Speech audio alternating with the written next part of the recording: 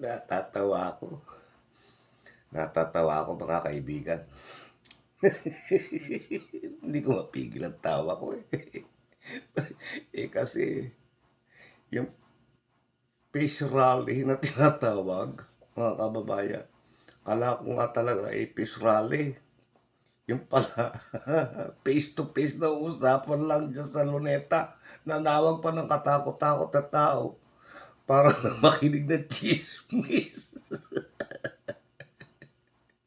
Nangumbida ng napakaraming magsasalita. Puro tsismis. Mga maninirang puri ang tinawag. At ang nakakatawa, itong salaysay ni Manang Aimee na nangangarap na maging Vice President ni Sara Duterte, bumigay. Oh, bakit? Mga kababayan, aba, tuwang-tuwa ang mga tao sa kwento ni Manang Aimee na may saltik sa ulo. Oo, bakit? Aba'y biruin mo yang kuwento niya panahon pa ni Macoma, palakpakan ng palakpakan 'tong mga uto-uto.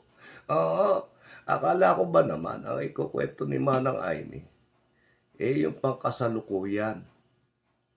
Hindi, panahon pa pala ng kanyang tatay, hindi pa na-o-opera sa bato si Bongbong Marcos. Oh, kaya ako'y natatawa itong mga taong ito, trending na trending sa kanila yung kagat na kagat, eh.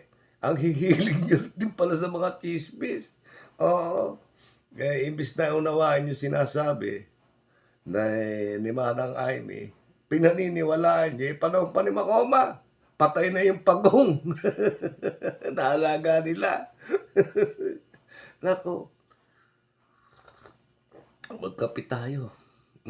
Ako'y nagising ng alanganin dahil hindi ako makatulog sa ingay ng ulan, eh, malakas ang ulan. Kaya ang kinatatawa ko't ikinaliligaya ko mga kababayan, presidente pa rin si Bongbong Marcos, wala na. Wala ng pag-asang maagaw niya talaga ang trono ni Bongbong kahit ano paninira gawin ninyo, hindi aapekto sa'min. Kaya mga kababayan, di nagkakatuwa tayo kanina na hindi na tayo tutuloy ng, sa sa luneta. Oo, hindi na tayo makikipagsabayan, nag-uuwian na, eh. Tsismis lang pala yung iniintay nilang matapos.